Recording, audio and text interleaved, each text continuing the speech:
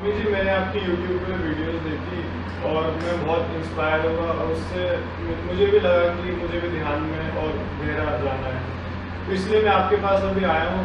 वैसे मैं रोज 1 घंटा ध्यान करता हूँ, लेकिन जैसा बताया जाता है, जैसे आप चर्चा करते हैं, वैसा कुछ घट नहीं रहा है मेरे साथ।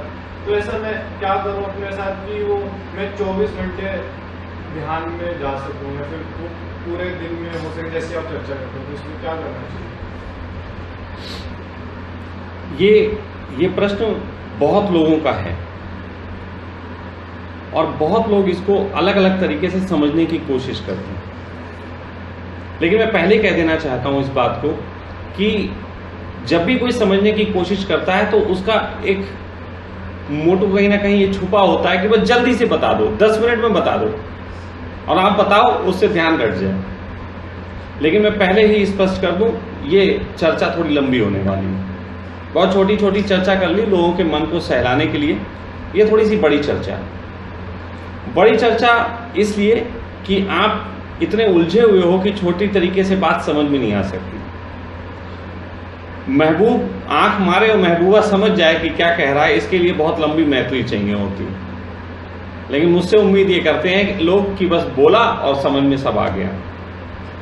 तो इसलिए मैं इस पे लंबी चर्चा करूंगा, पहली बात। दूसरी बात यह है कि सभी तरीके के दिमागों को हटा के रखना पड़ेगा, क्योंकि दिमाग ही तुम्हारा सबसे बड़ी दिक्कत है। देखो, कोई भी चीज जगत में गलत नहीं है, कोई भी चीज गलत नहीं है, लेकिन फिर बहुत से लोगों का जीवन गलत क्यों हो जाता है? जैसे मैं कहता हूं तलवार का स्वयं में कोई मकसद नहीं है, लेकिन तलवार कुछ लोग उठा के हत्या कर देते हैं, उनके लिए हत्या मकसद बन जाता है। कुछ लोग तलवार से रक्षा करते हैं, उनका रक्षा मकसद बन जाता है। और एक दूर से देखने वाले के लिए ये मनोरंजन बन जाता है। अभी बाहुबली पिक्चर आई, बहुत लोगों के लिए तलवार मनोरंजन था, लेकिन तलवार का स्वयं में कोई मकसद नहीं था। उसी तरीके से जीवन है, जीवन का खुद में कोई भी मकसद नहीं, कोई भी। उस मकसद के साथ हम अपने मकसद को जोड़ देते हैं, उस मकसद के साथ हम अपने मकसद को जोड़ देते हैं, और उस जोड़ देने के कारण उससे जो हम सीखते हैं, उससे सुख और दुखों का निर्माण होता है। और वही सुख दुख का निर्माण किसी को ध्यान की ओर अग्रसर करता है, किसी को संसार की ओर। लेकिन असली चीज कहां से शुरू होती है, अगर उसको हम समझ जाएं तो बहुत आसानी से समझा जा सकता है कि उसको हम तोड़ कैसे सकते हैं।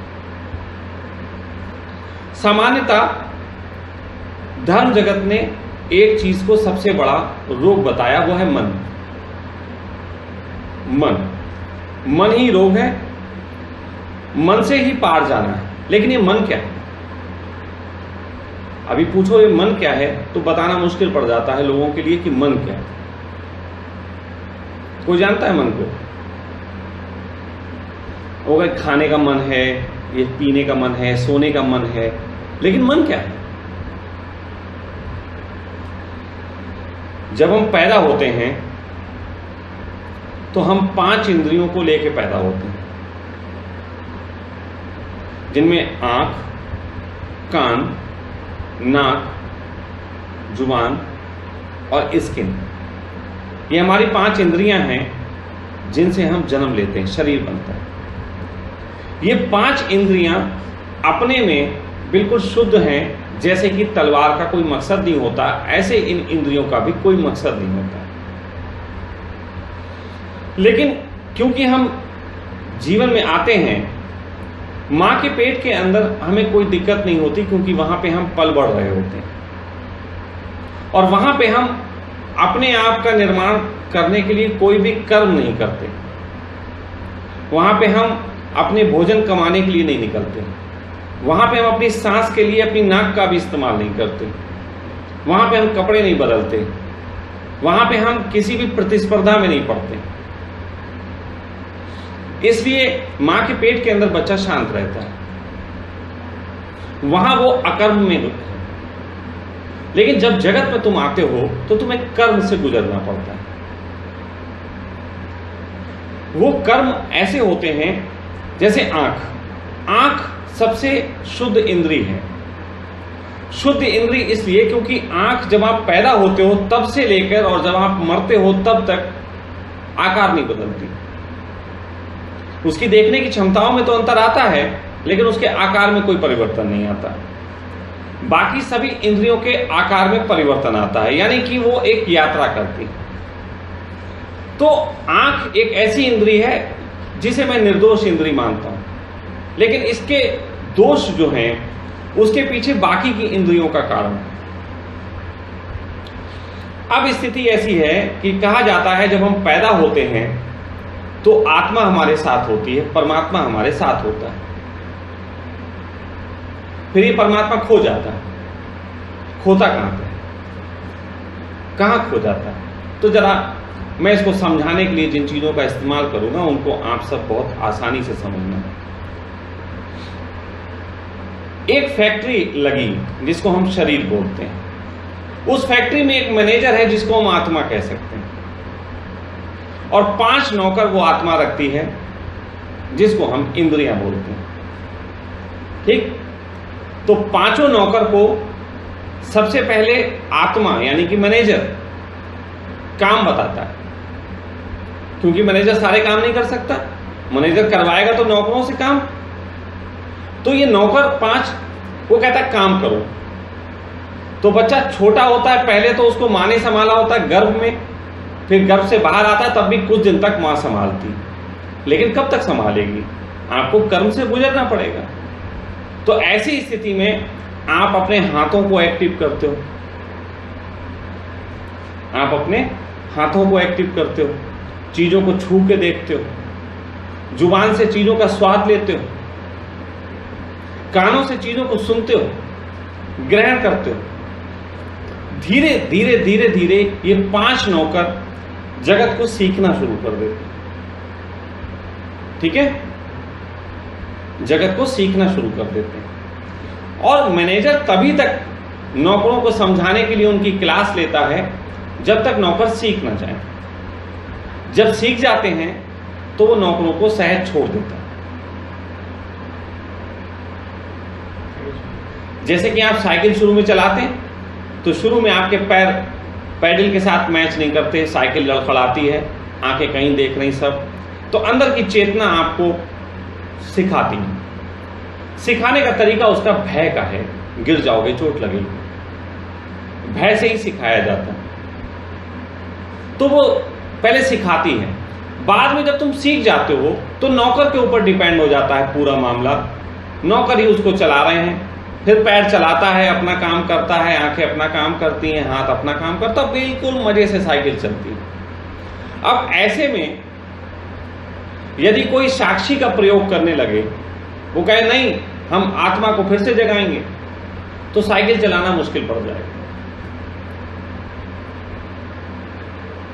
नौकर को आखिर रखा किस लिए था? मैनेजर ने नौकर को इसीलिए रखा था कि नौकर सही ढंग से काम करें। अब अगर हर जगह नौकर के साथ मैनेजर भी आएगा तो फिर नौकरों को रखने की क्या जरूरत थी? मैनेजर ही काम कर लेता। तो बड़ा उल्टा मामला यह है कि यदि हर जगह आत्मा शामिल हो तो इंद्रियों की जरूरत क्या? स्वामी जी, हर करते में होश की आवश्यकता नहीं है इसका मतलब? अभी पहले पूरी बात सुन लेते, शायद प्रश्न जल्दी आ गया। तो पहले अगर हर जगह मैनेजर ही सिखाए तो जरूरत क्या नौकर की? और हर जगह अगर नौकरों को ऊपर छोड़ दिया जाए तो नौकर उद्दंड भी हो जाते हैं, नौकर उद्दंड हो जाते हैं। अब ये उद्दंडता कहां से आती है, इसके पीछे कुछ थोड़े से कारण। उद्दंडता आती है कि नौकरों का एक स्वभाव है कि वो बेहतर चुन लेना चाहते हैं। कोई भी नौकर मालिक होना चाहता है, नौकर भी तो मालिक होना चाहते हैं। तो नौकर मालिक होना चाहते हैं, मालिक होने के लिए वो श्रेष्ठ से गुजरते हैं। इसी से निर्माण होता है सुखों का और दुखों। जब नौकर को ये छूट दी जाती है कि तू भोजन बना, तो वो कहता फिर पनीर ही खाएंगे, फिर वो पनीर ही खाएगा, फिर वो बुरा नहीं खाएगा, अच्छा खाएगा। ऐसे करके आप उन धीरे धीरे इंद्रियों को स्वतंत्रता जब मिलती है अपने तरीके से चलने में, तो इंद्रियां श्रेष्ठ की डिमांड करती हैं, श्रेष्ठ का चुनाव करती हैं। उस श्रेष्ठ का चुनाव करने में जो चीज तैयार होती है उसको मन कहा जाता है। अब समझो बहुत यहां पे टेक्निकल बात क्या है। टेक्निकल बात यह है उस श्रेष्ठ के चुनाव पे। आप इसे हाथ छोड़ दीजिए, आप हिला रहे हैं तो घंटा हिल ही रहा है तो क्या फायदा है, आप हाथ छोड़ दीजिए, छोड़ दीजिए, वो हिलना ही है। कैमरामैन बनो तो अच्छे बनो, वरना मत बनो, है ना। अब ये प्रवचन के दौरान बीच में गालियां मत दे। तो उस कंडीशन में आदमी जब काम करता है तो वो श्रेष्ठ का चुनाव करता है। जैसे अभी ये हाथ पकड़ के श्रेष्ठ का चुनाव कर रही थी, और उस श्रेष्ठ के चुनाव से अश्रेष्ठ का जन्म हो रहा था, क्योंकि इनका हाथ थक भी रहा था और फिर हिल रहा था। इसे मन कहते हैं, ये प्रैक्टिकली ये सामने बात है। जो श्रेष्ठ करने निकलेगा वो कहीं ना कहीं छुनिंदा और छोटी चीजों को छोड़ेगा। जो छोटी चीजों को छोड़ेगा और श्रेष्ठ में निकलेगा, वो अपने जीवन में द्वैत फैला लेगा, दो चीजों में बढ़ जाएगा। तो बात वही हो गई, पहले तलवार मिली, ये था जीवन। फिर उस तलवार से हमने चुना कि हम रक्षा करेंगे, यह है श्रेष्ठ। एक ने कहा हत्या चुनेंगे, यह है अश्रेष्ठ। तो श्रेष्ठ और अश्रेष्ठ के बीच में जीवन फंस जाता है। और जब ये जीवन फंस जाता है तब शुरू होती हैं पीड़ाएं। अब पीड़ा क्या है उसको समझ लो। सपोज दैट तुमने चुन लिया कि पनीर खाना है, लेकिन क्या हर जगह पनीर मिलेगा? और ये तो तुमने चुन लिया कि पनीर खाना है, लेकिन मन की एक स्थिति से तुम और वाकिफ नहीं हो। जो चीज तुम्हें सहज उपलब्ध हो जाती है वो अपना आनंद भी त्याग देती है। यदि तुम्हें रोज ही पनीर दे दिया जाए तो वो आनंद नहीं आएगा। लेकिन जिस दिन पनीर नहीं मिलता उस दिन नाराजगी जरूर आएगी। जिस दिन पनीर नहीं मिलता उस दिन नाराजगी आएगी। तो अब क्या करो? अब क्या करो? अब ऐसे में आदमी जिस जगत में जीता है वहां हर जगह हर चीज नहीं हो सकती। हो सकता है कि एक नौकर, जिनकी हम बात कर रहे हैं कि 5 नौकरों की, उनको एक फैक्ट्री के अंदर शिक्षा दी जाए। जैसे एक माँ तुम्हें अपने घर में शिक्षा दे, बेटा चलना सीखो, तो वो तुम्हें सेफली माहौल दे देती है। सेफली माहौल में तुम चलना सीखते हो। लेकिन जब तुम घर से बाहर निकलोगे तो माँ थोड़ी ना है, ना सेफली माहौल। घर के माहौल में तुम्हें चलना सिखा देती, घर के माहौल में तुम्हें खाना सिखा देती। उस खाने सिखा देने में तुम्हें यह भी सिखा देती है कि बेटा मुस्लिम के घर हो तो बोटी अच्छी है, हिंदू के घर में हो तो रोटी अच्छी, ये भी सिखा देती। फिर तुम्हें बाहर निकलते हो, अगर हिंदू के घर में तुम पैदा हुए हो और पालन पोषण हुआ, बाहर निकल के कोई मुस्लिम मिल जाता है, तुम्हें दिक्कत हो जाती है। और तुम मुस्लिम के घर में पैदा हुए, बाहर में कोई हिंदू मिल जाए तो रोटी तुम्हें अच्छी नहीं लगती। तो जगत इतना ब्रॉड है कि वहां दूसरे के साथ मैत्री निर्मित करना बहुत पीड़ा हो गई।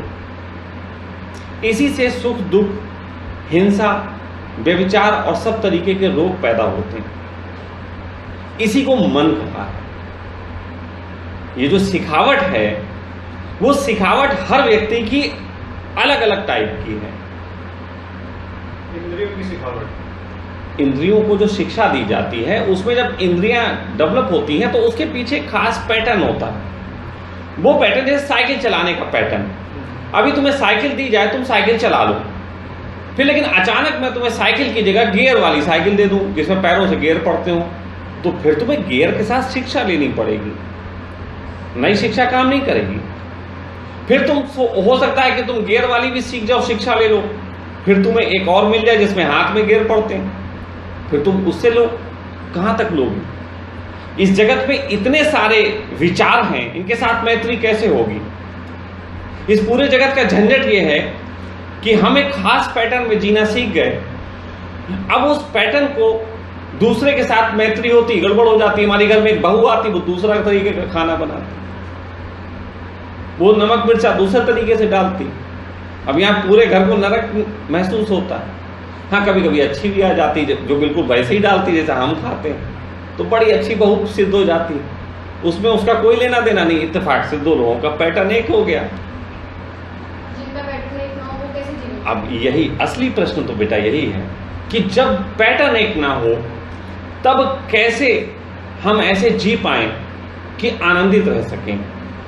इसी को बेटा साधना बोला जाता है, इसी को साधना बोला जाता है कि एक साधना करके ही एक व्यक्ति फिर से इन इंद्रियों की शुद्ध अवस्था तक पहुंच सकता है। जैसे मैं बचपन में बच्चा हूं, अब मैं बैठा हूं तो अब मेरी हाथ नहीं चलते, तो यदि मैं इनको चलाना सीखूंगा तो एक पैटर्न निर्मित होगा, और चलाने के पीछे कारण होंगे, या तो मैं खाऊंगा या मैं कुछ छूंगा, जो जो चीजें मैं छूंगा उनसे एक पैटर्न निर्मित हो जाएगा।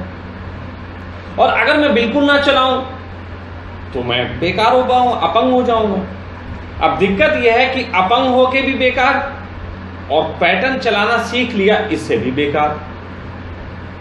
ठीक है, अब इसको मैंने भी कहा और भी तमाम तरीके के गुरु अपनी बात कह के गए। उन्होंने ये कहा कि इंद्रियों को उसकी शुद्ध अवस्था में ले आओ, जब भूख लगे तो भोजन लो, फिर जो मिल जाए वो लो। पुराने बुजुर्ग कहते नहीं थे जो आ गया थाली में खाओ, वो इसीलिए कहते थे कि शुरू से ही आदत डालो। लेकिन वो बुजुर्ग से ये पूछो कि अभी किसी मुसलमान के घर में बोटी रख देंगे तब क्या करोगे? क्या तब खा पाओगे? तो शिक्षा तो बहुत गहरे में बैठ जाती है, शिक्षा बहुत गहरे में तुम्हारे अंदर घर कर जाती है। और फिर इसके लिए संकल्प की शिक्षाएं हैं, जिसको योग बता दिया। योग से बड़ा नुकसान हुआ, मैं योग से नुकसान बता रहा हूं। योग ने बहुत सारे नियम दिए, ये करो, ये ना करो, ऐसा करो, वैसा ना करो। जब योग ने ऐसे बहुत सारे नियम दिए तो उस नियम का परिणाम यह हुआ कि इंद्रियों के पास चुनते चुनते इतनी मालकियत आ गई कि वो कहता है मालिक से तू सो जा। इसीलिए योगी अहंकारी बहुत हो जाते हैं। योगी वो 5 नौकर हैं जो पूरी कंपनी पे कब्जा कर लेते हैं। समझो बात को मैं क्या कहने की कोशिश कर रहा हूं कि योगी वो 5 नौकर हैं जो पूरी कंपनी पे कब्जा कर लेते हैं। वो कहते हैं मालिक को भी सुलाओ, मैनेजर भी सारा गलत, क्योंकि मैनेजर का अपना कोई जुड़ाव नहीं। मैनेजर तो तुम्हें सिर्फ इतना सिखा रहा था कि हाथ पांव को हाथ पांव चलाना आ जाए, आंखों को देखने की कला आ जाए, कानों की सुनने की कला आ जाए।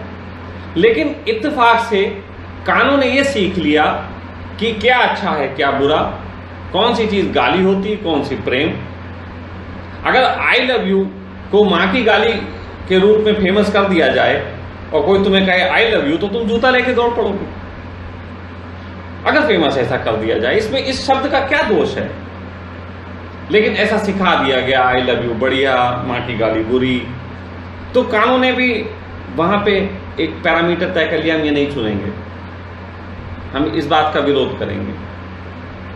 तो ऐसे करके जगत में बहुत तरीके की हिंसा खड़ी हो गई और हम लोगों के साथ मैत्री नहीं कर पाए। ये है मन। अब असली प्रश्न ये है कि कैसे आदमी, जैसे वो पूछ रही है कि कैसे आदमी अपने आप को हर चीज के लिए लायक बनाए। मन के पार कैसे जाए? हाँ, तो इसके लिए मैंने कहा साधना। लेकिन आज साधना को एक नया अर्थ दे रहा हूं, साधना। बहुत साध लिया, साधना। साधना ही साधना है। किसी भी चीज को साधना, साधना नहीं है। किसी भी चीज को ना साधना ही साधना है। अब क्या है, मैंने जब अपने जीवन पे काम किया, अपनी साधना की, साधना, तो कई बार लोग ये समझते हैं बहुत बड़े बड़े प्रयोग किए होंगे। स्वामी जी ये वाला ध्यान करते होंगे, बहुत बड़ा वाला, बहुत बड़े वाले स्वामी जी हैं ये। मैं सबको बता दूं, मैं बहुत बड़ा वाला स्वामी जी नहीं हूं। मैंने बिल्कुल कोई बड़ा बड़ा कुछ नहीं किया। मैंने सिर्फ एक चीज की, कुछ भी नहीं किया। बहुत लंबे समय तक मैंने अपने आप को बेकार छोड़ दिया। इसके बारे में सब पूछ सकते हैं। यहाँ मेरी बेटी बैठी हुई है, इसको भी खबर होगी अपनी अम्मा के माध्यम से कि मैं कैसे कैसे क्या क्या किया, जिसमें कुछ ना किया। मेरा सिर्फ एक ही चीज का था कि मैंने प्लेजर को पकड़ा। प्लेजर बहुत कम समय में समझ गया था कि प्लेजर ना खाने में है, ना सोने में है, ना मेरे तरीके से मुझे चलने में है। मुझे कुछ ना करने में ही प्लेजर आने लगा था, और कुछ ना करने में ही जिन जिन चीजों का करना होता था वो मैं करता था। ना करने के लिए भी कुछ चीजें करना होगा।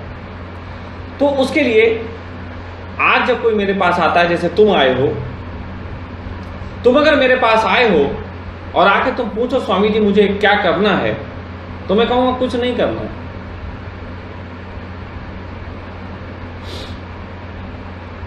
ये तो गुजर के पता लगता है। ओशो ने एक बार इस प्रयोग की चर्चा की थी। मैं यहाँ पे ओशो की बात लाता हूँ। प्रयोग की चर्चा की थी, लेकिन जीवन में मैंने इसको इंप्लीमेंट करके देखा।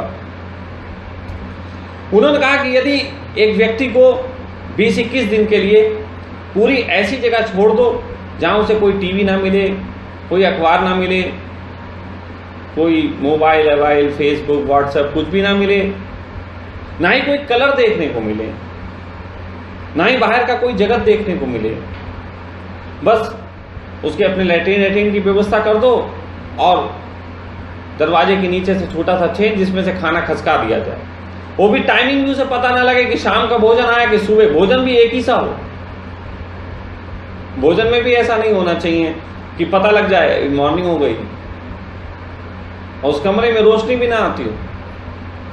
ये भी पता ना लगे कि दिन हो गया कि रात हो गया, क्योंकि हम लोग रात और दिन से भी बहुत सेट हो गए। हम लोगों की 5 इंद्रियों ने यहां तक अपने को सेट कर लिया है कि अंधेरा हुआ और लगता है नींद आनी चाहिए, नहीं आती है तो दिक्कत हो जाती है। मेरे पास लोग आते हैं, कहते हैं स्वामी जी हमें नींद नहीं आती है। मैं कहता तो सो मत, कितनी अच्छी बात। लोग काम करते हैं 10 घंटे इसलिए क्योंकि नींद आती। अब तुम्हें नींद नहीं आ रही तो और काम करो। तो नींद को एक टाइम से जोड़कर रोग बना दिया।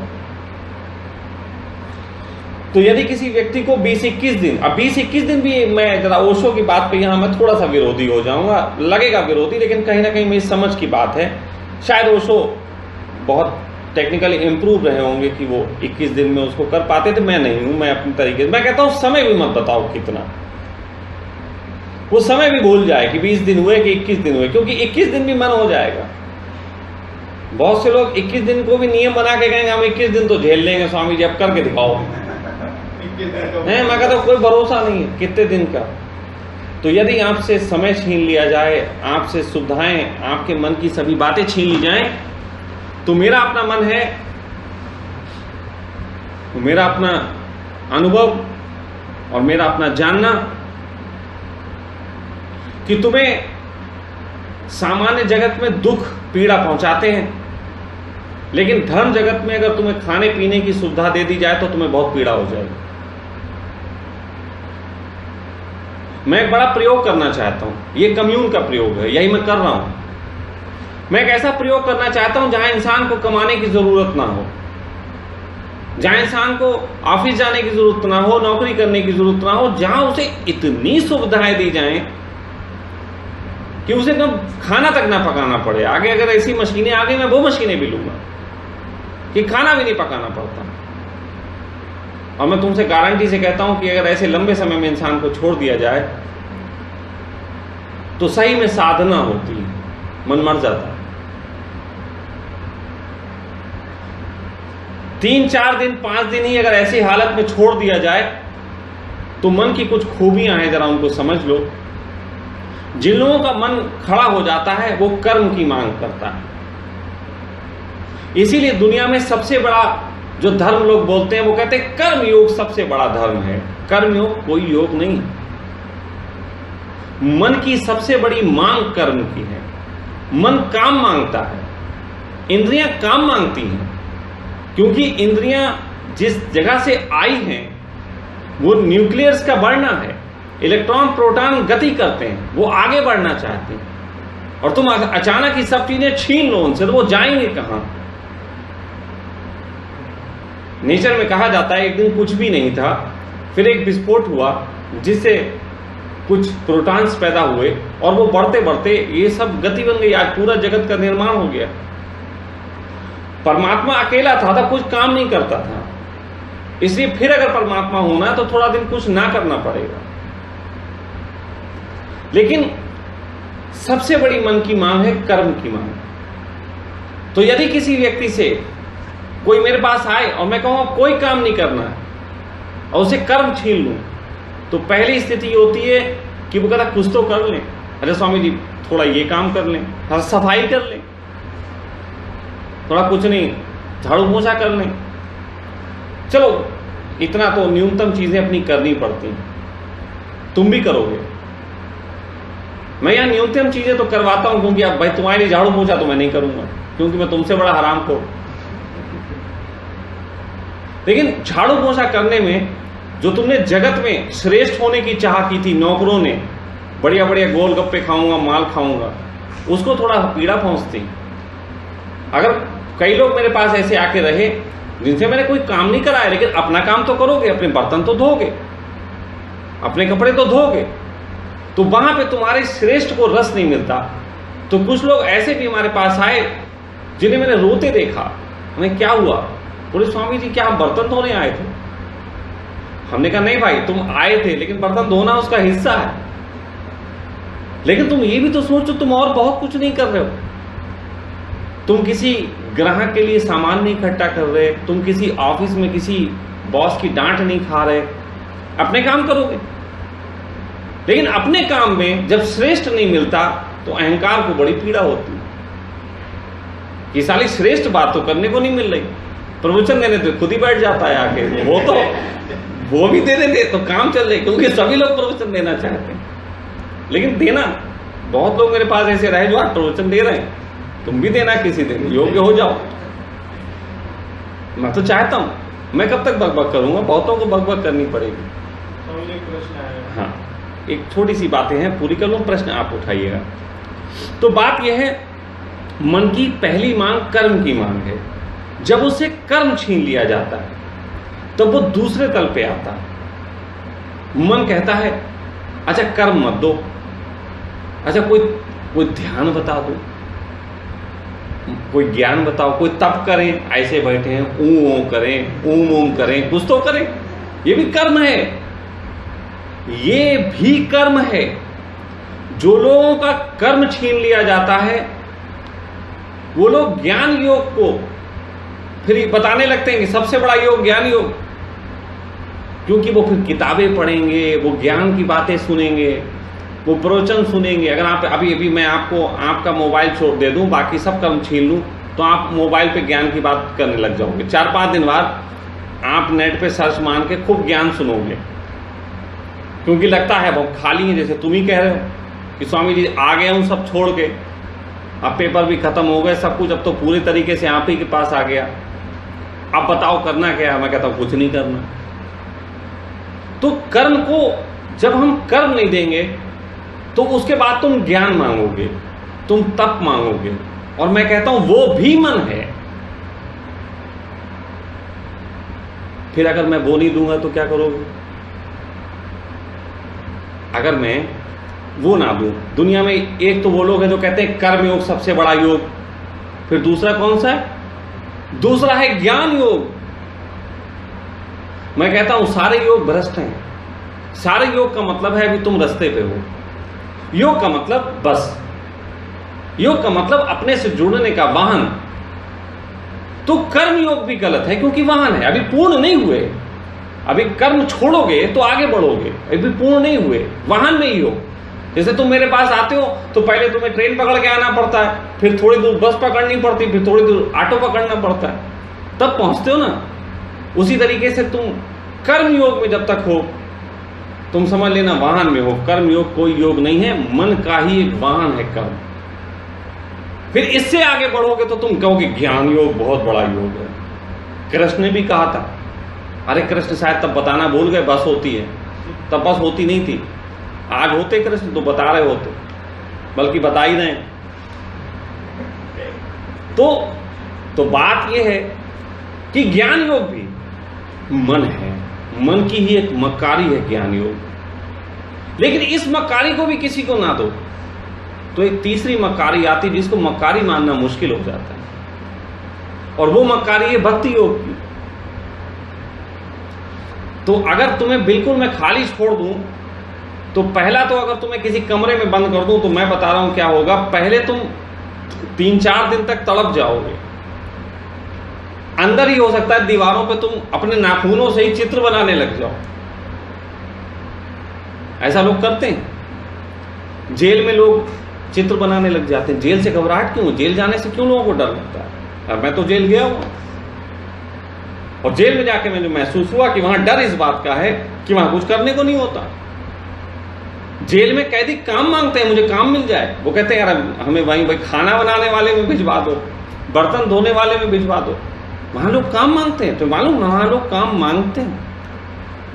मैंने तब आके मुझे पता लगा, अरे ये कीमिया तो है काम मांगने का। और हमें तो जेल में बड़ा मजा आया क्योंकि हमें काम करने नहीं था, हम तो साथ नहीं कर रहे थे। वहां सुबह मर्जी से खाना मिल जाता है, और जो मिल जाए खाओ, भले ही घास मिल जाए। कहने का अर्थ यह है, पहले अगर मैं तुम्हें छीन लूं तो तुम कर्म की तरफ भागोगे, और कर्म भी अगर तुम्हारा ना कुछ कर पाओ, कब तक नाखून से चित्र बनाओगे? तो हो सकता है तुम कमरे में बैठ के ही ओम ओम करने लग जाओ। हो सकता है तुम रह के देखो कभी अकेले, तुम 3-4-5 दिन तक कुछ ना करने को मिलेगा तो तुम्हारे अंदर से आएगा कुछ ज्ञान करें, कुछ कुंडली जगा लें, कुछ तो करें, कोई तो मजा ले। फिर कुंडली भी जगाने को ना मिले, फिर तीसरा भक्ति योग जग जाएगा। बैठे बैठे यादें आएंगी किसी की,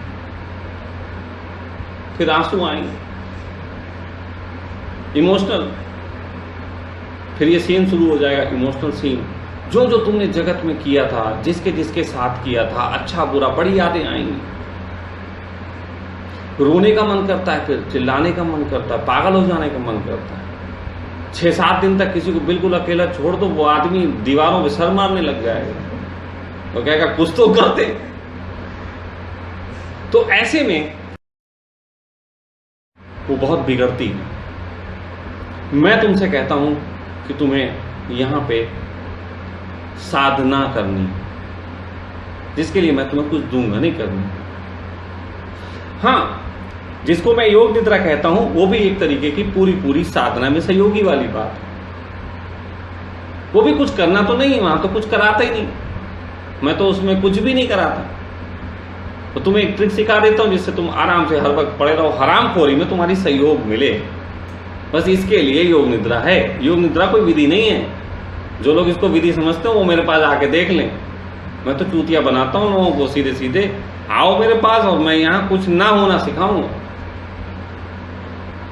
हाँ, लेकिन इस ना होने से कोई गुजर ले, 20-25 दिन, महीने, 2 महीने, 4 महीने, किसी के साथ ना होने की स्थिति से गुजर ले, ना मन होने की स्थिति से। तुम ना मन होने की स्थिति से भी गुजरने के बाद तुम उन्हीं नौकरों की तरह होते हो 5 जो पहले आत्मा के हाथ लगे थे। लेकिन पहले वो मन लगे थे, उनको हाथ चलाना नहीं आता था, तो चलाना सिखाना पड़ा। अब तुमको चलाना आता है, लेकिन उसके पीछे के सारे मकसद तुम्हारे गिर जाएंगे। पहले के कारणों के पीछे के जो मकसद हैं वो गिर जाएंगे। जब तुम इस अवस्था में रह लेते हो, फिर तुम भोजन के लिए कुछ चीज की मांग नहीं करते, फिर जो मिलता है वो तुम खा लेते हो, फिर जो मिलता है उसे तुम पहन सकते हो। क्योंकि इंसान का जो भी धर्म खड़े हुए, इन धर्मों का बेस समझो क्या है। ये धर्म इतने फैले कैसे? हिंदू धर्म, मुस्लिम धर्म, ईसाई, ये कितने फैल गए? गौर करो, वही धर्म ज्यादा फैलता है जहां ज्यादा नियम दिए जाते हैं। ऐसे कपड़े पहनो, ऐसा तिलक लगाओ, ऐसी टोपी लगाओ, ऐसी दाढ़ी रखाओ। जितने ज्यादा नियम तुम्हें दिए जाएंगे उतना ही ज्यादा तुम्हारे अंदर से मन पैदा होगा। फिर वो मन उतनी ही तरीके की मांग करेगा। अब जैसे हिंदू वो कहता है कि हम भाई सात्विक भोजन करेंगे, तो वो तो जहां भी जाएगा, सपोज दैट वो किसी ऐसी जगह चला गया जो मुस्लिम का घर है, वो वहां भी जाके अपनी सात्विकता का कटोरा खोल लेगा सुबह के टाइम, कहेगा नॉनवेज नहीं खाना। हो सकता है भाई मुस्लिम दोस्त ऐसा मिल जाए, कोई बात नहीं, तुम्हारे चक्कर में नॉनवेज नहीं बनाते, तो वो नॉनवेज नहीं बनाएगा। फिर वो तुम्हें दूध रोटी दे देगा। तुम दूध रोटी में खुश क्योंकि वो तुम्हारे धर्म से। धीरे धीरे हो सकता है कि मुस्लिम को लगे यार खर्चा तो बच रहा है इससे, फिर उसकी आदत बिगड़ जाए। फिर हिंदू कहेगा देखा हमने एक मुस्लिम का धर्म परिवर्तन करा दिया। ऐसे फैलते हैं धर्म। मुस्लिम धर्म की भी कुछ नियम फायदेमंद हैं, जैसे तलाक तलाक तलाक, ये बड़ा फायदेमंद है। बहुत से लोग तो इसीलिए मुसलमान हो जाते हैं जो कहते हैं इसमें तलाक बड़ा आसानी से होता है। तो हर धर्म ने कुछ ना कुछ जो बातें चुनी हैं वो दूसरे धर्म के लिए कहीं ना कहीं कुछ बातें सहयोगी हैं। जो सहयोगी हैं उसी के कारण धर्म फैलता है, और जो बातें नुकसानदेह हैं उन्हीं के कारण धर्मों की लड़ाइयां फैलती हैं। ये बहुत सहजता से समझे जाने वाली बात है। लेकिन यहां वाली बात है, तो जब मैं तुमसे कहता हूं कि तुम बिल्कुल कुछ आमन की स्थिति से गुजरोगे तो एक वक्त आएगा बहुत बेचैनी होगी। और सच बात तो यह है, पहले स्टेप पे ही बहुत लोग भाग जाते हैं। हाँ, लोग जो मुझे बोलते हैं कि स्वामी जी बहुत तेज तर्रार हैं, बहुत व्यवस्था, तो मैं जानता हूं कि अगर तुम्हें गुलाम बनाना हो तो उसकी तरकीबें क्या है वो भी जानता हूं, लेकिन वो सब करता नहीं।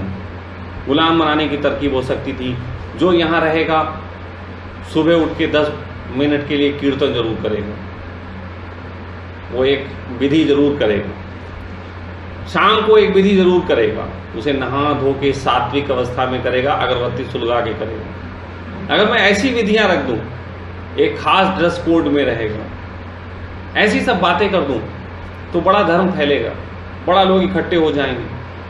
लेकिन मैं कुछ नहीं देता हूं तो मन पे पूरा प्रहार। तो पहले तो कुछ लोग भाग जाते हैं हफ्ते भर में, कुछ भागते हैं 10-20 दिन में, कुछ साल 2 साल में भागते हैं। ऑनेस्ट पेस्की जॉर्ज गुरजेफ को 40 साल बाद छोड़ के भाग गया। ऑनेस्ट पेस्की वो आदमी है जिसकी वजह से गुरजेफ का पूरी दुनिया में नाम हुआ, क्योंकि जब वो गुरजेफ के साथ था तो उसने गुरजेफ भगवान है, गुरु है, दुनिया का सबसे बढ़िया आदमी है, ऐसी चर्चा की। लेकिन जॉर्ज गुरजेफ तो जैसे शैतान था, वो तो मन पे पैर ही रखे पड़ा। वो तो कहता हम कहीं पर तुम्हें खड़े नहीं होने देंगे, बेहोशी आने नहीं देंगे। सच बात तो ये वो गुरु वाला काम कर रहा था। तो ऑनेस्ट पेस्की 40 साल बाद उसको छोड़ के भागा और बोला ये तो दुष्ट है, ये तो पागल आदमी, तो कोई भरोसे का आदमी नहीं है, ऐसी ऐसी हरकत करता है। तो कौन कब भागेगा ये उसके ऊपर तय है। यहां भी वही चलता है। लेकिन विश्वास रखना, एक चीज ऐसी कह रहा हूं जो थोड़ी सी कम कही जाती है, वो ये है कि यदि तुम कुछ पाने आए हो, तुम कुछ होने आए हो, तो भागोगे। हां, मैं तुम्हें बहुत दूसरे ढंग से गुलाम बना के फांस सकता हूं जो तुम कभी ना भागो। तुम होने तो आओगे लेकिन कभी ना भागो, ऐसी ट्रिक कर सकता हूं। मैंने कहा ना छोटी छोटी बातें दे दूंगा, उसमें तुम्हें अंदर से फील गुड आएगा, कुछ हो भी रहे हो, लेकिन मुझे छोड़ के इसलिए नहीं भागोगे क्योंकि वो बातें यहीं मिल रही। कीर्तन जैसे कि बचपन में माँ ने सिखा दिया सेफ सेफ चलना, ऐसे मैं भी तुम्हें सेफ सेफ चलना सिखा दूं, फिर तुम्हें दुनिया में जाके परेशानी आ जाएगी। तो तुम दुनिया में जाओगे नहीं, तो मेरे पास रहोगे, कहोगे इसी के पास रहो। मैं वो नहीं करता, वो तरकीब नहीं करता। वो तरकीब अगर करूं तो बहुत लोगों को गुलाम बना सकता हूं। मैं ये देख रहा हूं कि कितने लोग उस ढंग से खेल सकते हैं जिस ढंग से कम्यून भी बना रहे और खिलावट भी चलती रहे। तो उसका कीमिया है। जो भी पाने आए हैं वो भागेंगे, आज भागेंगे 40 साल बाद भागेंगे, अभी कह देता हूं। और जो भागता है वो कपिल मिश्रा हो जाता है, जो भागता है वो शहाबुद्दीन हो जाता है। पहले अच्छा होता हूं मैं, बाद में मैं बुरा हो जाता हूं, क्योंकि भागा ही तब। क्योंकि भागने के लिए बुरा तो कहना ही पड़ेगा, उसके बगैर भाग नहीं जा सकता। अब ऐसे भी कोई किसी को तलाक कैसे दे सकता है, जाने मना आप बहुत अच्छी, तलाक तलाक तलाक, ऐसे कोई तलाक होता है? तलाक तो ऐसा होता तो बहुत दुष्ट, तलाक तलाक तलाक। तो दुष्टता दिखा के ही त्यागा जा सकता है। इसलिए अगर कोई किसी के पास से जाने के बाद उसे बुरा कहता है तो उसका अर्थ नहीं है कि कोई बुरा था। असल में छोड़ने का प्रोसेस ही यही है, छोड़ने का तरीका यही है कि बुरा कह के छोड़ना पड़ेगा। मेरे साथ बहुत लोग रहे, बहुत लोगों ने मुझे छोड़ा और छोड़ने के बाद वो बुरा कहते हैं। तो प्रोसेस ही यही है, बुरा कहे बगैर छोड़ कैसे पाओगे? गाली दिए बगैर कैसे चले जाओगे? ऐसा नहीं कहोगे I love you Swami ji tata tata, I love you tata. I love you कह के टाटा कैसे हो सकता है? तो उस स्थिति में मैं ये कहता हूं कि यदि तुम अपने को पाने निकले, तुम्हें कुछ सत्य की खोजें हैं, तो वो तुम्हारा खोज का केंद्र बिंदु, वो तुम्हारा केंद्र बिंदु ही एक दिन मन का निर्माण फिर कर देगा। तो ये मालूम है, अगर मोटी मोटी बात कहो तो इस जगत में मन कभी नहीं मरता, मन सिर्फ रूपांतरित होता है। बहुत से धर्मों ने कहा है मन मरता है, मैं राजी नहीं होता। मैं कबीर से राजी हूं। कबीर कहता है मन लागो यार फकीरी, कबीर कहता है मैं मन को रूपांतरित कर देता हूं। तो मैं ये कहता हूं कि इसको रूपांतरित अगर कर ले कोई इंसान तो सहज ढंग से वो पूरा भी होता है, पाता भी है और यात्रा भी होती है। वो रूपांतरित करने की जो कला है वो प्रेम की कला है। अगर कोई मुझसे प्रेम करता है तो उसके लिए केंद्र में मैं हो जाता हूं, फिर वो कभी मुझे नहीं छोड़ेगा क्योंकि केंद्र में मैं हूं। वो उन बातों को छोड़ेगा जिसके कारण मुझे छोड़ा जा सकता है। लेकिन यदि केंद्र में वो खुद को रखेगा तो वो खुद क्या है? वो खुद है वो बातें जिनको वो मानता है। जैसे इंद्रजीत को मैं कहूं कि इंद्रजीत खुद में क्या है, तुमको मैं कहूं तुम खुद में क्या हो, तो तुम एक अपनी जीवनी लिखो। तुम अपने बारे में लिखोगे तो तुम लिखोगे मेरा नाम ये, मेरी पहचान ये, मैं ऐसे कपड़े पहनता हूं, मैं ऐसा भोजन करता हूं, मैं ये खाता हूं। तो गौर करो, इन्हीं सब चीजों से तुम बने हो जिनकी बातें तुम लिख रहे हो। जैसे ही तुम उन बातों को लिख रहे हो तो तुम्हें अपने को अगर बचाना है तो तुम उन बातों को भी बचाओगे। समझो बात को। तुम जिस ड्रेस से तुम बनते हो, जिस भोजन से तुम बनते हो, जिस चीज से तुम बनते हो, यदि तुम अपने को ही बनाने आए हो और मैं उन चीजों की पूर्ति नहीं करूंगा तो विरोध खड़ा हो जाएगा, क्योंकि तुमने उन्हीं चीजों को खुद का होना मान रखा। इससे यात्रा भी कहीं नहीं होगी। लेकिन फिर एक दूसरा ढंग होता है, वो ढंग कई बार मैं कहता हूं, वो ढंग दिव्या का मुझे बड़ा अच्छा लगता है। वो कहते हैं कि दो का ढंग नहीं है। अब भाई प्रेम में ना मैं ना तू, अब यहां पे लोग समझते हैं मैं नहीं बचा। वो कहते हैं एक ढंग ये बना लिया कि मैं जो पहले अपने आप को सेंटर ग्रेविटी मानता था, अब मैं आप को सेंटर ऑफ ग्रेविटी मानता हूं। पहले जो मैं था अब वो आप हो। अब आप हो तो आपको में नहीं त्यागना है। अब इस त्यागने के लिए हमारे पास जो जो चीजें हैं जिससे मैं बना हूं वो त्यागनी पड़ेंगी। और जिससे तुम बने हो उससे जब तुम त्याग दोगे तो तुम सोचो तुम क्या हो गए। एक स्त्री जैसे वो बैठी हुई है, वो विवाह करके जिसके साथ आई उसके साथ रहने के लिए वो सब कुछ करती है। ये कीमिया है, स्त्रियों के पास ये कीमिया है कि वो एक आदमी से बन के पूरी जिंदगी अपनी कुर्बान कर देती है, इसीलिए उसको शादी करके दूसरे घर भेजा जाता है। अगर आदमियों को भेज दिया जाए तो सब गुरजीएफ की तरह, ऑनेस्ट की तरह किस्से होंगे, आज नहीं कल छोड़ के भागेंगे। अगर तलाक का परसेंटेज 100% चाहते हो तो तुम पुरुषों को विदा करके स्त्रियों के घर भेजने लग जाओ, और मैं तुमसे कह रहा हूं कि तलाक 100% हो जाएंगे। स्त्रियों का जो कीमिया है, जो समर्पण का कीमिया है, और वो सबके अंदर है। अब लोग कहें स्वामी जी स्त्रियों का कीमिया पुरुषों के अंदर, आप हाँ है, आप भी मानते हो कि आप पुरुष भी हो स्त्री भी हो, तो जो तत्व तो आपका स्त्रैण है, जिसके तहत आप लविंग हो, जिसके तहत आप केयरिंग हो, जिसके तहत आप में समर्पण आता है, भाई वो है ना। यहां आए हो, आज तुम कहते हो स्वामी जी मैं आपके पास आया, आपकी बातों से प्रभावित हो, तो वही तत्व तो लेके आए हो भाई, समर्पण का तत्व, प्रेम का तत्व, यही तत्व तो मुझे यहां तक लाया ना तुमको। भाई इसी तत्व को इंपॉर्टेंट मानो, और इसी तत्व के तहत अगर तुम रहते हो तो ये तो मेरे रहने का ढंग और मेरे काम का ढंग है कि मेरे साथ जो रहा मैंने उसे जगत में कभी पीड़ा नहीं आने दी। अपने भोजन से पहले मैं दूसरे को भोजन देता हूं, इतना मेरा वादा है। अपने आप ही सब केयर कर लेता हूं किसके लिए क्या क्या होना चाहिए, वो मुझे, मेरे अंदर ये क्षमता है। लेकिन तुम जिस क्षमता के कारण आए हो, अगर वो क्षमता त्याग दोगे तो तुम कुछ हो भी नहीं सकते। तुम अपने मैं को बचा के निकल जाओगे। मैं के कारण ही आए थे और अंत में मैं ही हाथ रह जाएगा। वो मैं जिन जिन चीजों से बना था, नोटिस करना बंद में वही बचेंगी तुम्हारे पास। अगर तुम यहां से आज नहीं 40 साल बाद भी गए तो लौट के तुम क्या कहोगे? लौट के तुम कहोगे मैं तो बचाया, मैं अपने को मैंने कतई बिगड़ने नहीं दिया, मैं उसके संग रहा और मैंने कतई भी अपनी वो बनियान नहीं छोड़ी जो मैं पहनता था, ना ही मैंने वो खाना छोड़ा जो मैं खाता था, ना ही मैंने पुड़िया छोड़ी और ना ही मैंने शराब, वो तो मैंने छोड़ा ही नहीं। तो तुम ये समझो कि तुम यहां कभी आए ही नहीं थे।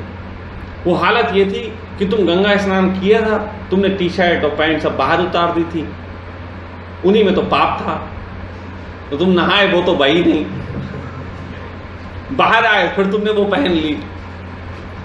कहते हैं कि एक बार रामकृष्ण परमहंस एक नदी किनारे, गंगा किनारे सुबह टाइम टहल रहे थे, तो उन्होंने एक आदमी से पूछा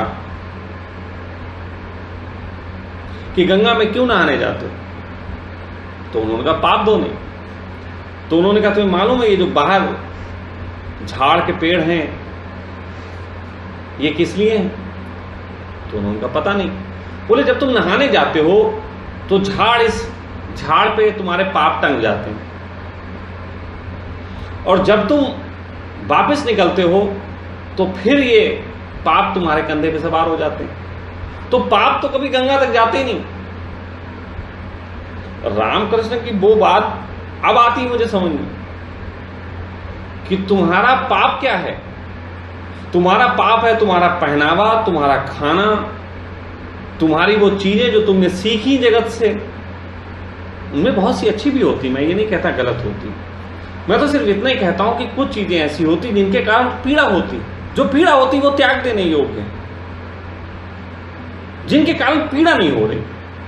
जैसे कोई मेरे पास आया और वो कहता है स्वामी जी मुझे जगत में पनीर से बहुत आनंद आता है, मैं कहता हूं बढ़िया बात है, लेकिन फिर एक दिन वो कहता है स्वामी जी आज पनीर नहीं मिला, आज आनंद नहीं आया।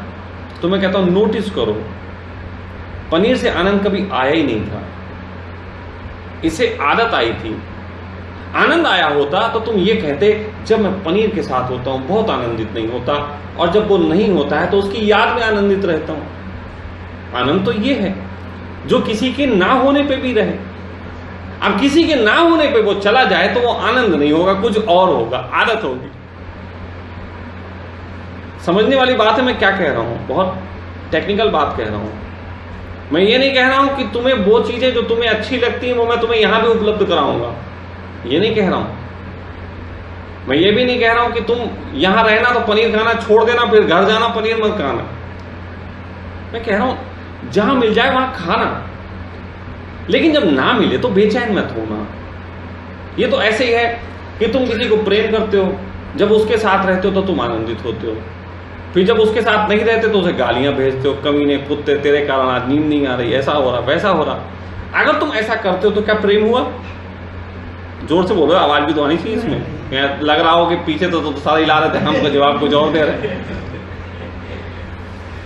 तो बात ऐसी है कि यदि तुम्हें किसी की अनुपस्थिति में भी आनंद है, किसी चीज की अनुपस्थिति में भी आनंद है, और तुम्हें कोई शिकायत नहीं है, तो ऐसी स्थिति में मैं मानता हूं कि वो चीज कोई छोड़ने योग्य नहीं। मैंने ये देखा कि दिव्या है, दिव्या कहती है कि मुझे अपने घर नहीं जाना, वो जाती नहीं, लेकिन कभी ऐसा नहीं है कि वो घर को यहां याद करती हो। और कभी ऐसा भी नहीं देखा कि वो कहती हो कि अब वो दुष्ट थे या वो नहीं, वो कभी उसने ये भी नहीं कहा, ना माँ बाप को दुष्ट कहा, ना कुछ कहा, ना उनकी याद से भरी। वो जब वहां थी तुम आनंदित होकर रही, यहां आई तो आनंदित होकर रही। ये भी एक ढंग है। तो अगर आमन की स्थिति से तो मैं गुजारूंगा, यहां पे आपको साधना ही करनी है। फिर समझ लो साधना, यहां पे कुछ भी साधना नहीं है, इसी से मैं गुजारूंगा। लेकिन उसका केंद्र बिंदु क्या है? केंद्र बिंदु तुम तभी ऐसा कर पाओगे जब केंद्र बिंदु तुम्हारा प्रेम होगा, मेरे प्रति प्रेम। जब कोई व्यक्ति किसी की उंगली पकड़ता है, आप किसी की मोटरसाइकिल पे बैठते हो, किसी की गाड़ी पे बैठते हो और वो चला रहा, तो आप केंद्र में उसे मान लेते हो, तभी तो चल पाते हो। या तुम किसी की गाड़ी में बैठे हो, कहो तुम ड्राइविंग करो, मैं गाड़ी में दौड़ता हूं, क्योंकि मैं तो किसी के सहारे नहीं चलता, मैं अपने सहारे चलता हूं। ऐसा थोड़ी ना करते। जब तुम किसी की गाड़ी में बैठते हो तो उसी की तरीके से बैठ जाते हो। इंद्रजीत भी जब आया था मेरे पास अभी, मैंने इसे बड़ा स्पष्ट कहा था। मैंने कहा था जब उंगली पकड़ लो मेरी तो सब भूल जाना। तो मैंने इसे लिए कहा था कि मैं कम शब्दों में तो ये कह सकता हूं अब, लेकिन ये बात जब खोलूंगा तो बहुत लंबी है। अब आज हो सकता है बहुत सी चीजें उसको समझ में आ रही हैं, पहले समझ में नहीं आ रही कि मैं क्या क्या कह रहा हूं।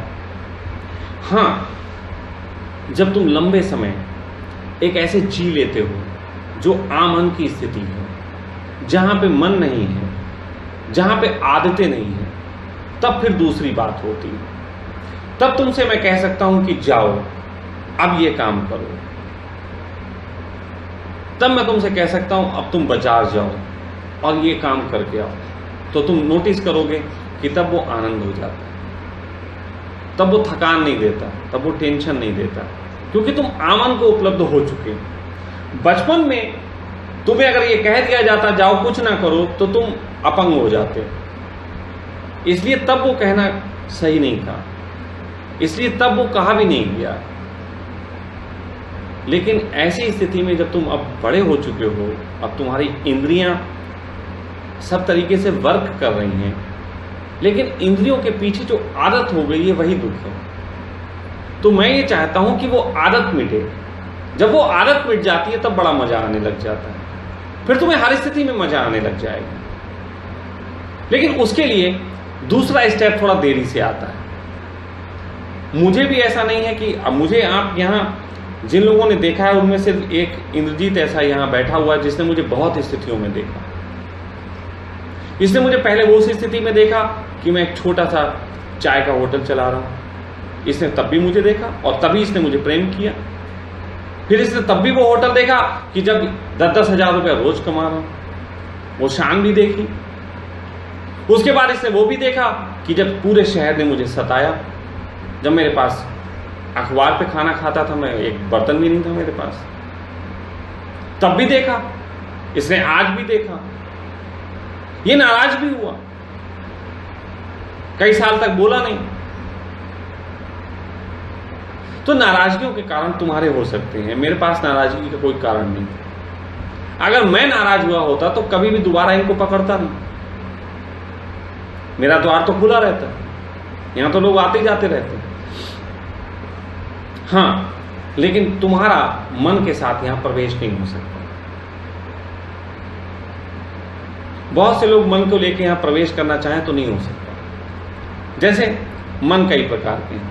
अभी मेरा ये लेक्चर कई लोग सुन रहे हैं और उनके बैठे बैठे दिमाग में आने लगी होगी कि अब हम स्वामी जी के यहाँ कुछ दिन रहे आए जाके, क्योंकि वहां तो कुछ करना नहीं पड़ता।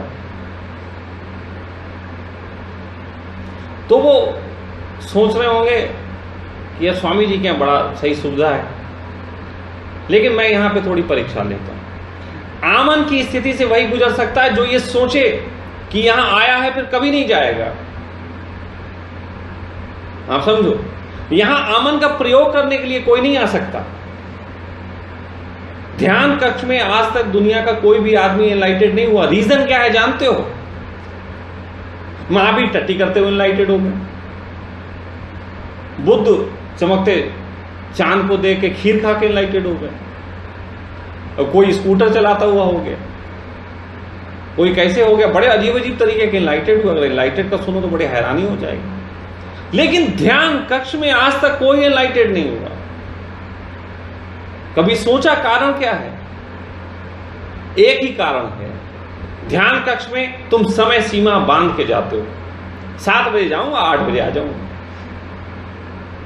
तुम बांध के जाते हो, इसीलिए कभी मुक्त नहीं होते। बंधन से मुक्ति कभी नहीं मिलती।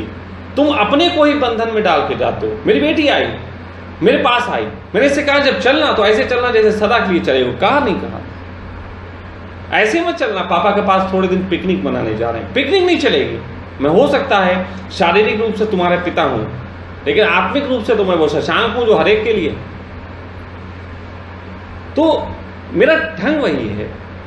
ये बात अलग की है कि तुम यहां आओगे तो मैं तुम्हें पकड़ के नहीं बैठा लूंगा। तो कई बार ऐसे लोग चले आते हैं कि स्वामी जी के पास चलें और फोकट में कुछ दिन समय काट के आ जाएंगे। तो मैं जानता हूं मन की मक्कारियों को मैं खूब समझता हूं। अरे अपनी मन की मक्कारी समझी तब तो यहां तक पहुंचा, तो तुम्हारी तो पहले समझूंगा, तब यहां बैठा रह पाऊंगा, नहीं तो तुम मेरे कपड़े नोच ले जाओगे। इसलिए कई बार लोग ऐसे आ जाते तो मैं कहता हूं रुको, आने से पहले तुम्हें भुगतान करना पड़ेगा। आने से पहले तुम्हें पेमेंट करना पड़ेगा। पेमेंट भी मोटा है, 1 हफ्ते का 21,000 रुपए इस समय चल रहा है। हो सकता है ये वीडियो 4 साल बाद देखे तब 21,000 मत लगा लेना। डेट को ध्यान कर लेना, जरा परसेंटेज वगैरह सब तय कर लेना, बढ़ गया होगा। ये अभी बोल दे रहा हूं, क्या भरोसा वीडियो का, तुम 4 साल बाद डालो, है ना। तो 8 डेट भी है, बता देता हूँ 8 डेट कितनी। 14 हाँ, मई। तो आज 14 मई 2017 है, बता दे रहा हूं। कहीं ये वीडियो 4 साल बाद डाले, मेरा तो धंधा चौपट हो जाएगा। तो बात ऐसी है कि पैसा लेता हूं। कई बार कुछ लोग ऐसे भी आए, वो थोड़ा चालाक थे, वो मुझे धोखा दे गए। बड़ी अच्छी अच्छी बातें करके आए, बड़ा स्वामी जी प्रेम में मरा जा रहा हूँ, स्वामी जी बिल्कुल। स्त्रियां भी थी, अब स्त्रियां ऐसा कह दे तो मजा भी आता है। तो ऐसा भी कई बार लोग आ जाते हैं। मैं भी द्वार खोल देता हूँ, खोलता बहुतों के लिए हूँ। अगर मैं पात्र देख लूँ कि इसके पास नहीं है तो द्वार खोल देता हूँ। घटना ऐसी बता रहा हूँ, जब मैं रेस्टोरेंट चलाता था तो वहां पे एक बार एक लड़के ने मुझसे प्रश्न किया कि स्वामी जी आप प्रेमियों के लिए रेस्टोरेंट चलाते हो, यहाँ सब कपल्स ही आते हैं, ये तो जानता है, सब देखता था। तो एक बार एक लड़के ने मुझसे पूछा आप जब सब प्रेमियों के लिए कर रहे हो तो पैसे क्यों लेते हो? हमने कहा अगर नहीं है तो मत दो। तो बोले फिर स्वामी जी कैसे चलेगा? हमने कहा एक तरकीब है, अगर तुम 1 घंटे यहां बैठते हो और तुम कहते हो तुम पे पैसे नहीं है देने के लिए, जो कि उस समय 20 रुपया होता था केवल, तो मैंने कहा तुम एक काम करो, तुम 1 घंटे ही यहां लोगों की सेवा कर दो, किसी का चाय बना दो, किसी का कप धो दो। यही बात थी। तो तुम 1 घंटे सेवा कर दो, मैं तुमसे पैसे नहीं लूंगा, हिसाब किताब बराबर, गिव एंड टेक हो गया। दूसरा ढंग है कि तुम पे पैसे नहीं है तो मुझे बाद में दोगे, तो 20, 50, 100 रुपए तुम पे हो जाए तो हमें बाद में दे देना। लेकिन अगर इस बाद में देने के बीच में मैंने तुम्हें किसी दिन पेप्सी पीते देखा कि मेरे तो तुमसे 100 रुपए चाहिए और तुम कहीं खड़े हुए पेप्सी पी रहे थे, तो वही मारूंगा।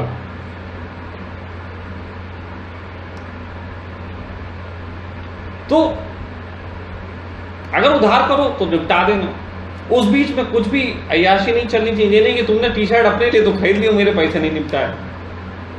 मामला प्रेम का है तो मैं तो तैयार हूं, तुम भी तैयार हो जाओ। और तीसरा एक ऐसा ऑप्शन दे रहा हूं जो तो अद्भुत। तीसरा ऑप्शन यह है कि मेरी आंख में आंख डाल के बोल दो कि मैं अगले जन्म में चुकाऊंगा, और विश्वास मानना मैं अगले जन्म में भी लेने आ जाऊंगा। इस जन्म में भी बहुत लोगों का तुम कर्जा चुका रहे हो, बहुत लोगों को दान दे रहे हो ना, समझ लेना बेटा वो लेने ही आए हुए। मेरा चुका रहे हो नहीं चुका रहे हो, मैं लेने ही आया हूं, बहुतों से ले रहा हूं। ये सब वही लोग हैं जिनसे मैं पैसा ले रहा हूं, ये वही लोग हैं जिन्होंने मेरी आंख में आंख डाल के देखा था। तो इसलिए होशियार, मैं इस जन्म में आ सकता हूं तो एक और ले सकता हूं। मैं कोई इतना ऐसा मोक्ष वाला आदमी नहीं हूं जो मैं अगले जन्म नहीं लूंगा। मेरे पैसे बाकी रह जाए, बनिए का बच्चा जोड़ दो, हो ही नहीं सकता।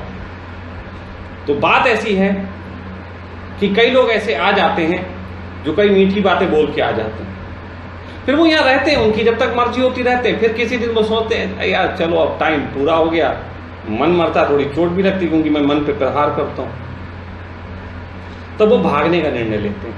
तब वो बड़ी अच्छी बात करते हैं, स्वामी जी अब मुझे मम्मी की याद आ रही, स्वामी है ना, अब लगता है पारिवारिक जिम्मेदारियों के लिए स्वामी जी अब जाना पड़ेगा। ठीक है, भुगतान कर जाओ बेटा। मैं कई लोगों से भुगतान लिया ऐसे, और वो लोग नाराज होंगे मुझसे, वो लोग कहते हैं बड़ा दुष्ट आदमी था, पहले तो पैसे दिए नहीं, बाद में पैसे ले लिए। लूंगा, यहां इतने दिन रह के गए, ये तुमने सुविधाएं भोगी, ये फ्री में नहीं आती। और तुम अपने पिता का देखभाल करने के लिए, अपनी मां की देखभाल करने के लिए, अपना संसार संभालने के लिए तो जा रहे हो, वो भी तो तुम धन से संभालते हो। तो यहां भी दे के जाओ ताकि फिर हम औरों पे इन्वेस्ट कर सकें। यहां तो इन्वेस्टमेंट प्लानिंग चल रही है, एक से आएगा दूसरे पे इन्वेस्ट होगा, फिर वो भागेगा तो वो दे के जाएगा। नहीं तो इन्वेस्टमेंट प्लानिंग है सीधी सीधी, इसमें तो आपको कोई एतराज नहीं होना चाहिए। संसार तो ऐसे ही चल रहा, और मेरे साथ तुमने संसार का ही उपयोग किया। हाँ, जिन्होंने संसार का उपयोग नहीं किया, जिन्होंने मेरे साथ संसार नहीं, उनके जीवन को बनाने के लिए मैंने कोई कसर नहीं छोड़ी। दुनिया में ऐसे बहुत से लोग होंगे जो मुझे बुरा भला कह सकते हैं, लेकिन वो ये नहीं कहेंगे कि वर्तमान में वो आनंदित नहीं, वर्तमान में वो आनंदित है। और यदि वर्तमान में वो आनंदित है तो मैं कौन सा होता हूं बुरा करने वाला। धन्यवाद दो मुझे। तो बात ऐसी है, मन पे सारा प्रहार है, मन की मक्कारियों पे सारी चोट है। प्रेम का बंधन है जिसे बंध के जब कोई आदमी चढ़ता है, और सेंटर ऑफ ग्रेविटी जो भी होता है वहां पे यात्रा हो जाती है। कहते हैं हेरत हेरत हे सखी कबीरा रहा हेराए। किसी ने कहा था रांझा रांझा करते करते आप ही रांझा होई। ये सब वही बातें हैं जो मैं कह रहा हूं कि जिसको तुम केंद्र में रखोगे। अब तो वैज्ञानिक कहते हैं जब कोई दो लोग एक दूसरे के प्रेम में पड़ते हैं तो चेहरे बदलने लग जाते हैं। चेहरे, आदमी का बोलने का तरीका बदलने लग जाता है। तो वो होता है, सहज ही होता है। जिसके प्रेम में आप होंगे उसके जैसे होने लग जाएंगे। ये बहुत आसान ढंग है, हाँ, लेकिन जैसे जैसे आप उसके होंगे आपका मन चला जाएगा। जब कोई स्त्री किसी के घर शादी होके जाती है तो यदि जैसे जैसे वो पति के प्रेम में पड़ेगी, आगे बढ़ेगी, वैसे वैसे उसका मन मर जाएगा, उसका अपना मन मरेगा, और वो पति के प्रेम के लिए सब कुछ कर देगी। वो कीमिया है। तो ये जो कम्यून है हमारा, ये कम्यून की जो व्यवस्था है वो ऐसे चलती है। यहाँ पे तुम आए गए हो, तुम्हारा स्वागत है। आगे से साधना तुम्हारी शुरू होगी, जिसमें साधना, इतना ही कंसेप्ट है। और इस कंसेप्ट से लंबा गुजरने के बाद ही परिणाम आते हैं। उसकी टाइमिंग मैं कोई नहीं दूंगा, समय सीमा नहीं है। ये कोई कोर्स नहीं है कि 13 कोर्स करने के बाद तुम बुद्धत्व को उपलब्ध हो जाओगे, कि 15 करने के बाद तुम्हें सर्टिफिकेट मिल जाएगा। कोई कोर्स नहीं है, बुद्धत्व का कोई वादा भी नहीं है। यहाँ पे सिर्फ एक चीज है। ओशो कहते थे कि ध्यान है अभी और यहीं, अभी करो अभी मिलता है।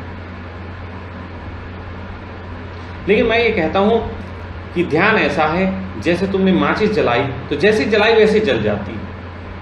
ध्यान किया, माचिस जलाई, दिया जल गया। लेकिन साधना है दिए को बचाए रखना, दिया बुझ ना पाए। दिया बुझता कब है? जब तुम्हारा मन आड़े आ जाता है। जब तुम ध्यान करते हो तुम आमन स्थिति में होते हो, फिर तुम जग जाते हो, फिर तुम उसी दुकानदारी में झंझटों में पड़ जाते हो और तुम्हारा दिया बुझ जाता है। तुम्हारा मन ही दिए को बुझाने का कारण है। मैं कहता हूं कि साधना है कि दिए को बुझने ना देना। बुझने ना देने का अर्थ है कि तुम वो चीजें हटा लो जिनके कारण से बुझ जाता है दिया। वही हटाने का प्रोसेस है साधना। कुछ ना करना, लंबे समय तक अपने को खाली छोड़ देना। तो मैं सिर्फ तुम्हारे लिए यहां पे साधना की व्यवस्था कर रहा हूं। बीच बीच में ध्यान रखता हूं इस चीज का कि साधना में कोई ऐसी अवस्था ना आए कि तुम्हें शारीरिक रूप से कोई नुकसान हो, क्योंकि साधना मन के तल पे है, शरीर के तल पे नहीं है। मैं तो कोई यहाँ वो नेवी सील कमांडो नहीं बना रहा तुम्हें। वो दिव्या एक दिन डर गई थी देख के, क्या आप तो नेवी सील वाला प्रोग्राम देखते हो, कोई हम लोगों की नेवी सील की ट्रेनिंग ना शुरू करवा रही।